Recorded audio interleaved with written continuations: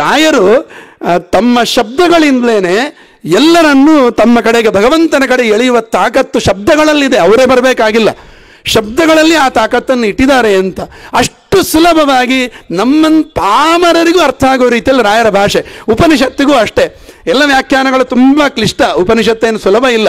ಆದರೆ ರಾಯರ ವ್ಯಾಖ್ಯಾನ ಖಂಡಾರ್ಥ ನೋಡಿದರೆ ಉಪನಿಷತ್ತು ಕೂಡ ಇಷ್ಟು ಸುಲಭವಾ ಎಂಬ ಭಾವನೆ ಬರುತ್ತೆ. ಅದು ರಾಯರ ವೈಶಿಷ್ಟ್ಯ, ರಾಯರ ಅಂತರ್ಗತನಾದ. ಅವರಿಗೆ ಆ ಸಾಮರ್ಥ್ಯ ಎಲ್ಲಿಂದ ಬಂತು ಅಂದರೆ ಭಾಗವತ ಹೇಳುತ್ತೆ, ಪ್ರಹ್ಲಾದೋ ನಿತ್ಯ ಭಕ್ತಿಮಾನ್ ಅಂತ ಹೇಳಿದೆ 6ನೇ ಸ್ಕಂದದಲ್ಲಿ. ನಿತ್ಯ ಅಂತಂದರೆ ಭಗವಂತ. ವಿಜಯತೀರ್ಥರು ವ್ಯಾಖ್ಯಾನ ಮಾಡ್ತಾರೆ, ಪ್ರಹ್ಲಾದ 12 ಜನ ಭಗವದ್ಭಕ್ತರ ಗುಂಪಿನಲ್ಲಿ ಪ್ರಹ್ಲಾದ ರಾಜರನ್ನು ಒಬ್ಬರನ್ನು ಸೇರಿಸ್ತಾರೆ ಭಾಗವತಕಾರರು, ವ್ಯಾಸರು. ಅದು ನಮಗೆ ತುಂಬ ಖುಷಿ ಆಗ್ತಕ್ಕಂಥ ವಿಚಾರ. ನಮ್ಮ ರಾಯರು ಜಗತ್ತಲ್ಲಿರುವ 12 ಭಕ್ತರಲ್ಲಿ ಒಬ್ಬರು ನಮ್ಮ ಪ್ರಹ್ಲಾದ ರಾಜರು ಅಂತಂದರೆ ಎಷ್ಟು ಖುಷಿ ಆಗಬೇಡ. ಅಂಥವರು ನಮ್ಮ ರಾಯರಾಗಿ ನಮ್ಗೆ ಅನುಗ್ರಹ ಮಾಡಲಿಕ್ಕೆ ಬಂದಿದ್ದಾರೆ ಅಂತಂದರೆ ರಾಯರು ಯಾಕೆ ನಿತ್ಯ ಅಂದರೆ ನಾರಾಯಣ, ಭಕ್ತಿ ಅಂದರೆ ಭಕ್ತಿ ಸ್ವರೂಪರಾದ ವಾಯುದೇವರು ಅವರಿಬ್ಬರನ್ನು ಯಾವಾಗಲೂ ತಮ್ಮಲ್ಲಿ ತುಂಬಿಸಿಕೊಂಡಿರುವವರು. ಆದ್ದರಿಂದಲೇ ಭಕ್ತಿಮಾನ್, ನಿತ್ಯ ಭಕ್ತಿಮಾನ್ ಪ್ರಹ್ಲಾದ ರಾಯರು ಅಂತ ಹೇಳ್ತಾರೆ. ಅವರು ಈ ರೀತಿ ಬರಲಿಕ್ಕೆ ಕಾರಣ ಏನು ರಾಯರು ಅಂತಂದರೆ ಒಳಗೆ ಪ್ರಾಣ ಕೂತ್ಕೊಂಡು ಭರಿಸ್ತಾನೆ ಅಂತ ಹೇಳ್ತಾರೆ. ಆ ವಿಶ್ವಾಸ ಅವರಲ್ಲಿ ಇತ್ತು. ವ್ಯಾದದಾತಿ ಅಂತಂದ್ರಲ್ಲ, ಅದು ಅವರಿಗೂ ಅನ್ವಯ.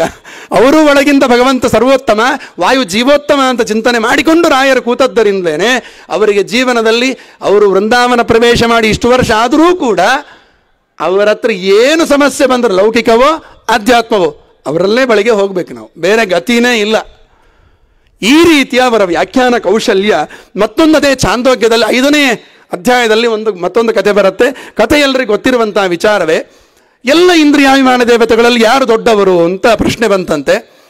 ನಾನು ದೊಡ್ಡವನು ಅಂತ. ಇದಕ್ಕೆ ಸಂಬಂಧಪಟ್ಟಂಥ ದಾಸರು ಕೂಡ ಅನೇಕ ಕೃತಿಗಳಲ್ಲಿ ಈ ಕಥೆಯನ್ನು ಉಲ್ಲೇಖ ಮಾಡಿದ್ದಾರೆ. ಜಗನ್ನಾಥ ದಾಸರು ಕೂಡ ಅದರ ಬಗ್ಗೆ ಉಲ್ಲೇಖ ಮಾಡಿದ್ದಾರೆ. ಅದೇ ರೀತಿ ಉಪನಿಷತ್ತು ರಾಘವೇಂದ್ರ ಸ್ವಾಮಿಗಳು ಅದಕ್ಕೆ ಅರ್ಥ ಬರಿತಾ ತುಂಬ ಹೇಳಿಕೊಂಡು ಬರ್ತಾರೆ. ಅಲ್ಲಿ ಯಾರು ದೊಡ್ಡವರು ಅಂದರೆ ಶ್ರೇಷ್ಠ ಜ್ಯೇಷ್ಠ ಯಾರು ಅಂತ ಉಪನಿಷತ್ತೇ ಕೊನೆಗೆ ಉತ್ತರ ಕೊಡುತ್ತೆ. ಪ್ರಾಣ ಏವ ಜ್ಯೇಷ್ಠ ಪ್ರಾಣ ಏವ ಶ್ರೇಷ್ಠ ಅಂತ. ಪ್ರಾಣ ಅಂತಂದರೆ ಉಪನಿಷತ್ತು ಪ್ರತಿಯೊಂದು ಶಬ್ದಕ್ಕೂ ಕೂಡ ಭಗವಂತ ಅಂತಲೇ ಅರ್ಥ ಮಾಡಬೇಕು ಅಂತ ನಿಯಮ. ಆದರೆ ರಾಯರು ವ್ಯಾಖ್ಯಾನ ಮಾಡುವಾಗ ಒಂದು ಅರ್ಥ ಮುಖ್ಯ ಪ್ರಾಣ ಅಂತ ಇಟ್ಕೊಳ್ಳೇಬೇಕು ಅಂತ ರಾಯರು ಹೇಳ್ತಾರೆ. ಇಲ್ಲ ಅಂದರೆ ಆಗೋದಿಲ್ಲ. ಯಾಕೆ ಅಂದರೆ ಅಭಿಮಾನಿ ತತ್ವಾಭಿಮಾನಿ ದೇವತೆಗಳು ಎಲ್ಲರೂ ನಾನು ದೊಡ್ಡವನು ಅಂತಂದರೆ ಚಕ್ಷುರಿಂದ್ರಿಯ ಅಭಿಮಾನಿ ದೇವತೆ ಹೇಳಿದರಂತೆ. ಚತುರ್ಮುಖನ ಬ್ರಹ್ಮನ ಹತ್ರ ಹೋಯ್ತಿದ್ದು ಜಡ್ಜ್ಮೆಂಟ್ ಕೊಡಲಿಕ್ಕೆ ಅಂತ ಅವರ ಎಲ್ಲ ದೇವತೆಗಳು ಅಲ್ಲಿಗೆ ಹೋದರಂತೆ. ನೀನೇ ಹೇಳಬೇಕು ಯಾರು ದೊಡ್ಡವರು ಅಂತ. ಚತುರ್ಮುಖ ಬ್ರಹ್ಮ ಒಂದು ಹೇಳಿದ, ಈ ನನ್ನ ದೇಹ ವಿರಿಂಚ ಶರೀರಂ ಅಂತಲೇ ಹೇಳ್ತಾರೆ. ಚತುರ್ಮುಖನ ಶರೀರ, ಅವನೇ ಚತುರ್ಮುಖ ಹೇಳ್ತಾನೆ, ನನ್ನ ಶರೀರದಲ್ಲಿ ಒಬ್ಬೊಬ್ಬೇ ಅಭಿಮಾನಿ ದೇವತೆ ಇಲ್ಲಿಂದ ತೊಲಗರಿ, ಹೋಗಿ 1 ವರ್ಷ ಬಿಟ್ಟು ಬರ್ರಿ. ಯಾರು ತೊಲಗಿದಾಗ ಈ ದೇಹ ನಿಶ್ಚೇಷ್ಟಕವಾಗಿ ಬೀಳ್ತದೋ ಅವನು ದೊಡ್ಡವನು ಅಂತ ರಾಘವೇಂದ್ರ ಸ್ವಾಮಿಗಳು ಈ ಸಂದರ್ಭದಲ್ಲಿ ಅರ್ಥ ಬರೀತಾರೆ.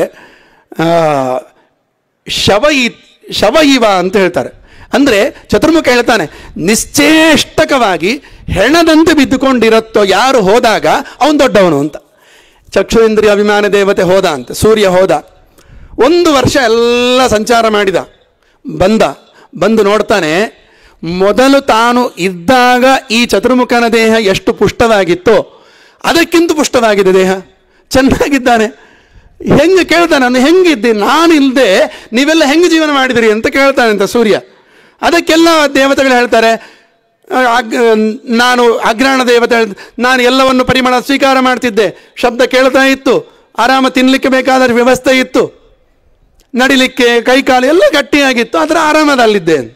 ಹೀಗೆಲ್ಲ ದೇವತೆಗಳು ಹೋಗಿ ಬರೋದು ಹೇಳಿದೆ. ಅದಕ್ಕೆ ನಮ್ಮಲ್ಲಿ ಕೂಡ ನೋಡಿ, ಎಲ್ಲ ಇಂದ್ರಿಯಗಳು ಸರಿ ಇದ್ದು ಅಂತಂದರೆ ನಾವು ಬೈತೇವೆ.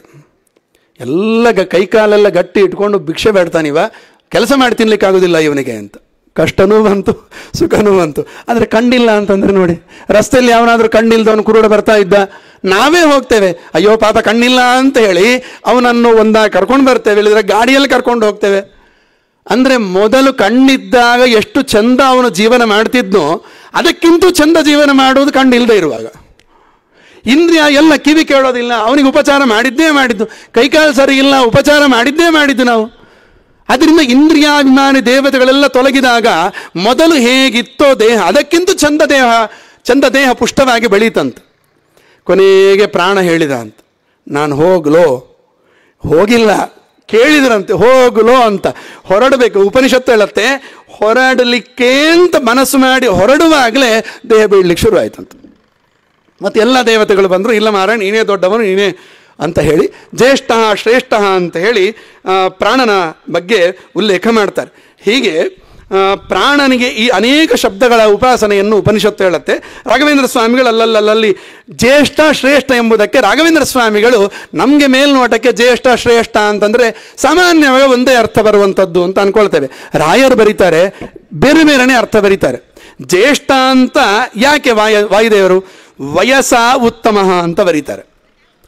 ವಯಸ್ಸಿನಿಂದ ಎಲ್ಲ ದೇವತೆಗಳಿಗಿಂತ ದೊಡ್ಡವರು. ಚತುರ್ಮುಖನ ನಮ್ಮದೇ ದೊಡ್ಡ ಪ್ರಾರಬ್ಧ ಅಂದ್ಕೊಳ್ತೇವೆ. ಪಾಪ ಚತುರ್ಮುಖ ಬ್ರಹ್ಮರಿಗೆ ಓದಾಡಬೇಕು, ಅವರು 100 ವರ್ಷ ಪ್ರಾರಬ್ಧ ಅಂತ. ನಮ್ಗೆ ಒಂದೊಂದು ಜನ್ಮ ಅಥವಾ ಎಷ್ಟು ಗೊತ್ತಿಲ್ಲ, ನಮ್ಗೆ ಹಣೆಬಾರ ಗೊತ್ತಿದ್ರೆ ಇಲ್ಲಿ ಇರ್ತಿರ್ಲಿಲ್ಲ. ಆದರೆ ಪ್ರಾರಬ್ಧ 100 ವರ್ಷ ಅಂದರೆ ನಿಮ್ಮ 100 ವರ್ಷ ಅಲ್ಲ, ಅದು ದೇವಮಾನದ ಕ್ರಮದಲ್ಲಿ. ಒಂದು ಹೇಳಿಬಿಡ್ತೇನೆ, ಚತುರ್ಮುಖ ಬ್ರಹ್ಮನ ಒಂದು ಹಗಲು ಅಂತಂದರೆ ನಮ್ಮ ಪ್ರಕಾರ 432 ಕೋಟಿ ವರ್ಷ ನಮಗಾದರೆ ಚತುರ್ಮುಖನ ಒಂದು ಹಗಲು. ಅದೇ ರೀತಿ 432 ಕೋಟಿ ವರ್ಷ ನಮಗೆ ಮತ್ತೊಮ್ಮೆ ಆದರೆ ಅವನಿಗೆ ಒಂದು ರಾತ್ರಿ. ಹೀಗೆ 100 ವರ್ಷ. ಅದು ನಮಗೆ ಲೆಕ್ಕಕ್ಕೆ ಯಾವ ಕ್ಯಾಲ್ಕುಲೇಟರ್, ಯಾವ ಕಂಪ್ಯೂಟರ್, ಯಾವ AI ಆರ್ಟಿಫಿಷಿಯಲ್ ಇಂಟೆಲಿಜೆನ್ಸ್ ಕೂಡ ಲೆಕ್ಕ ಮಾಡಲಿಕ್ಕೆ ಆಗೋದಿಲ್ಲ ಈಗಿನ ಕಾಲದಲ್ಲಿ. ಅಷ್ಟು ದೊಡ್ಡ ಪ್ರಾರಬ್ಧ ಚತುರ್ಮುಖ ಬ್ರಹ್ಮದೇವರಿಗೆ.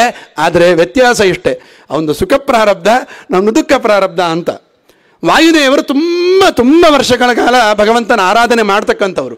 ತುಂಬ ವರ್ಷ ಬದುಕುವುದು ಮುಖ್ಯ ಅಲ್ಲ, ಬದುಕಿದಾಗ ಎಷ್ಟು ಸಾಧನೆ ಮಾಡಿದೆ ಅಂತ ಮುಖ್ಯ. ವಾಯುದೇವರ ಆ ದೃಷ್ಟಿಯಿಂದಲೂ ಭಗವಂತನಿಗೆ ಭಾರಿ ಇಷ್ಟ ಅಂತೆ. ಆದ್ದರಿಂದ ರಾಯರಂತಾರೆ ಜ್ಯೇಷ್ಠ, ಯಾಕೆ ವಯಸ್ಸ ಉತ್ತಮ ವಾಯು. ಇವರೆಲ್ಲ ದೇವತೆಗಳಲ್ಲಿ ವಯಸ್ಸಿನ ದೊಡ್ಡವರು ಯಾರು? ವಾಯುದೇವರು. ಆದ್ದರಿಂದ ಅವನು ಜ್ಯೇಷ್ಠ. ಶ್ರೇಷ್ಠ ಅಂತಂದರೆ ರಾಯರು ಬರೀತಾರೆ, ಆಚಾರ್ಯರು ನಿರ್ಣಯದಲ್ಲಿ ಈ ಅವತಾರ ಕ್ರಮದಲ್ಲಿ ಆಗುವಾಗ ಎಲ್ಲ ಪಾಂಡವರು ಕೌರವರು ಅವತಾರ ಮಾಡಬೇಕಾದ್ರೆ ಒಂದೇ ಯೋಯೋ ಗುಣಜ್ಯೇಷ್ಠ ಸ ಉತ್ತಮ ಅಂತ ಆಚಾರ್ಯರ ಒಂದು ಮಾತಿದೆ. ಅದಕ್ಕೆ ಅನುಗುಣವಾಗಿ ಉಪನಿಷತ್ತಿಗೆ ರಾಯರ ಅರ್ಥ ಬರೀತಾರೆ. ಶ್ರೇಷ್ಠ ಅಂತಂದರೆ ಯಾವ ರೀತಿ ಶ್ರೇಷ್ಠ ಅಂತಂದರೆ ಗುಣತಃ ಶ್ರೇಷ್ಠ ಅಂತ. ಗುಣಗಳಿಂದಲೂ, ವಯಸ್ಸಿನಿಂದ ಮಾತ್ರ ದೊಡ್ಡವರಲ್ಲ ವಾಯುದೇವರು, ಗುಣದಿಂದಲೂ ಅತ್ಯಂತ ಎತ್ತರದ ವ್ಯಕ್ತಿತ್ವ. ಆದ್ದರಿಂದ ಜ್ಯೇಷ್ಠಶ್ಚ ಶ್ರೇಷ್ಠಶ್ಚ ಪ್ರಾಣ ಅಂತ ಉಪನಿಷತ್ತು ಹೇಳಿದೆ ಅಂತ ಅರ್ಥ ಬರೀತಾರೆ. ಹೀಗೆ ತುಂಬ ದೇವರ ನಮಗೆ ನಿತ್ಯ ಉಪಾಸನೆಗೆ ಪ್ರಾಣದೇವರ ತುಂಬ ಹೆಸರುಗಳನ್ನು ಕೊಡ್ತಾರೆ ಉಪನಿಷತ್ತು.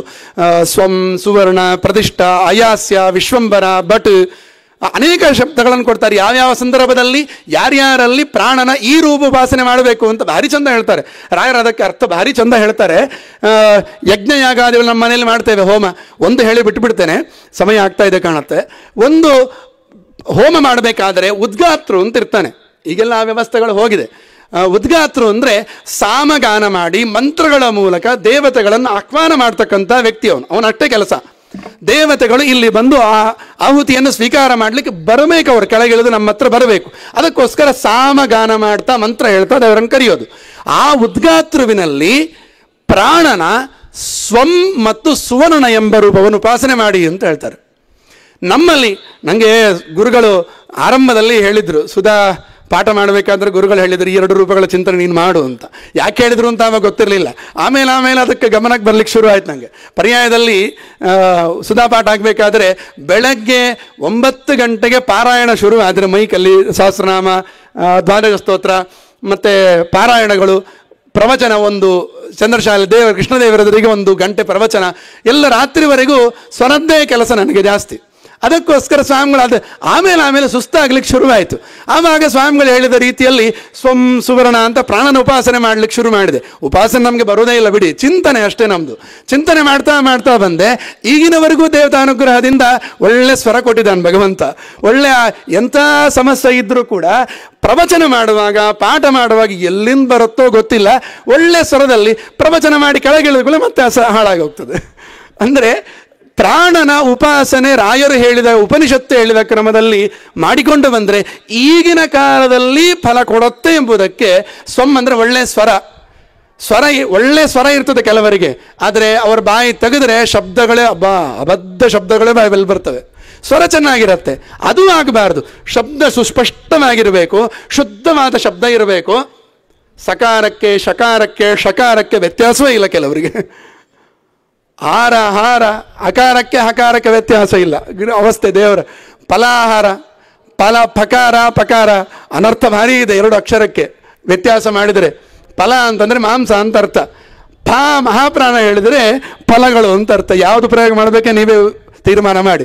ಅದರಿಂದ ಸ್ಪಷ್ಟವಾಗಿ ಉಚ್ಚಾರ ಶಬ್ದನೂ ಬರಬೇಕು. ಅದಕ್ಕೆ ಪ್ರಾಣನನ್ನು ಸುವರ್ಣ, ಒಳ್ಳೆಯ ವರ್ಣಗಳನ್ನು ನಿನ್ನಲ್ಲಿ ಇಟ್ಕೊಂಡವ ನೀನು ಅಂತ ಚಿಂತನೆ ಮಾಡಿದರೆ ಒಳ್ಳೆಯ ಸ್ವರನೂ ಬರುತ್ತೆ, ಒಳ್ಳೆಯ ಶಬ್ದಗಳು ನಮ್ಮ ಬಾಯಲ್ಲಿ ಬರುತ್ತೆ, ಒಳ್ಳೆಯ ಶಬ್ದಗಳನ್ನು ದೇವರನ್ನು ಕರೆದಂಗಾಗತ್ತೆ.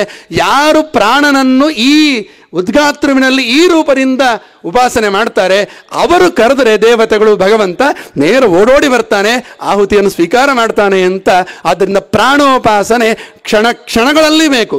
6 3 2 1000 ಶತಶ್ವಾಸ ಜಪಗಳ 3 ವಿಧ ಜೀವರೊಳಗೆ ಅಬ್ಜದ ಕಲ್ಪ ಪರ್ಯಂತ ಹೇಳ್ತಾರೆ.